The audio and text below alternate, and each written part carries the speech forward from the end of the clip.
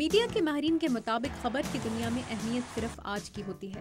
خبر کی ترسیل کا نظام بھلے ہی تبدیل ہوتا رہے مگر خبر کی تعریف کبھی تبدیل نہیں ہوتی۔ 5 سال پہلے اگر سمندری طوفان کیٹرینا بڑی خبر تھا تو آج امریکہ کے سمندر میں بہنے والے تیل سے آلودہ لہریں امریکی اخبارات اور ٹی وی کی ہیڈ لائنز کا موضوع ہیں، اور یہی خبریں ہیں جن کی تاریخ محفوظ کی گئی ہے نیوز ہسٹری گیلری میں۔ کہتے ہیں کہ خبر کی کہانی انٹرنیٹ، ٹی وی اور اخبارات کے دور سے کہیں پرانی ہے۔ یہ وہ سادہ آلات ہیں جن کے ذریعے غاروں کے زمانے کا سیدھا سادہ انسان خبر سننے اور سنانے کا شوق پورا کرتا تھا۔ کبھی تصویریں، کبھی موتی، کبھی سیدھا سادہ ڈھول اور کبھی ایلچی اور ہرکاروں کی مدد سے۔ اور پھر 1450 میں جرمنی کے ایک سونار گوٹنبرگ نے پرنٹنگ پریس ایجاد کر کے جدید نیوز میڈیا کی بنیاد رکھی۔ اس گیلری کے 3 بڑے شعبے ہیں۔ گیلری کے درمیان سے ایک ٹائم لائن گزرتی ہے جسے ہم ریڑھ کی ہڈی کہتے ہیں۔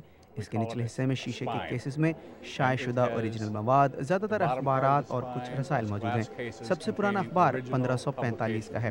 اس وقت سے لے کر ہم موجودہ زمانے کے اخبار اور رسالوں تک آتے ہیں۔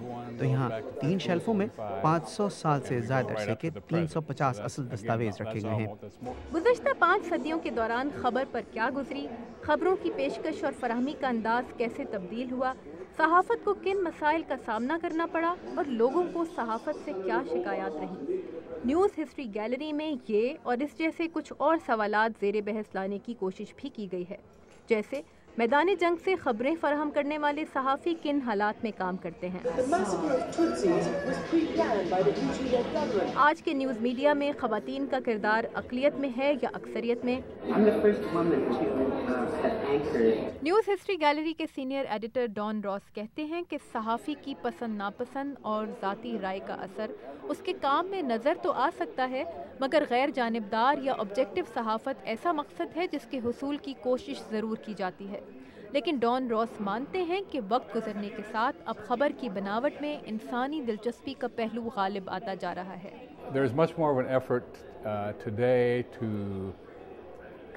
اگر آپ 60 کی دہائی کے اخبارات یا ٹی وی بلیٹنز دیکھیں تو خبر دینے کا انداز بالکل سادہ ہے، لیکن آج زیادہ کوشش یہ کی جاتی ہے کہ خبر کا انسانی پہلو اجاگر کیا جائے، جسے ہم اخبارات کی زبان میں اینیکڈوٹل لیڈ کہتے ہیں۔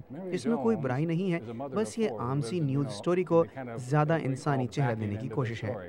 ڈان راس کہتے ہیں کہ گیلری میں موجود قدیم اخبارات، صحافیوں کے شناختی بیجز اور فوٹوگرافز جمع کرنے میں ان کے ساتھ 20 افراد کی محنت شامل رہی ہے، اور کوشش کی گئی ہے کہ کم سے کم جگہ میں زیادہ سے زیادہ اہم نیوز سٹوریز گیلری کا حصہ بنائی جائیں۔ ان میں امریکہ کی سیاسی تاریخ کے مشہور زمانہ واٹر گیٹ اسکینڈل کا ذکر بھی شامل ہے، جس کے نتیجے میں صدر نکسن کو وائٹ ہاؤس سے رخصت ہونا پڑا تھا۔ Can the journalists be trusted? What do you think about that? Well, I was one, so I tend to lean that way. I believe, yes, most of them can. We have. میں چونکہ خود ایک صحافی تھا، اس لیے میرا یقین ہے کہ ہاں، صحافیوں پر اعتماد کیا جا سکتا ہے، گو کہ اس سلسلے میں کچھ ناقابل رشک مثالیں موجود ہیں۔ حالیہ سالوں میں بہت سے بدنام رپورٹرز کی جنہوں نے جھوٹی خبریں گڑھیں، جو اپنے قارئین سے جھوٹ بول رہے تھے۔ ایک USA ٹوڈے کے لیے کام کرتا تھا اور دوسرا جیسن بلیئر جو نیو یارک ٹائمز کے لیے کام کرتا تھا۔ ڈان راس سمیت میڈیا کے زیادہ تر ماہرین سمجھتے ہیں کہ خبروں کی پیشکش کے انداز پر جدید ٹیکنالوجی بھی اثر انداز ہوئی ہے، مگر آج کی نیوز میڈیا انڈسٹری کسی ملک، لابی یا پریشر گروپ کے دباؤ کے تحت پالیسیاں ترتیب دینے پر مجبور نہیں۔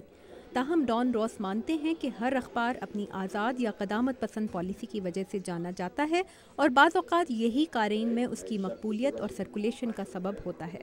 تابندہ نعیم، اردو VOA، واشنگٹن۔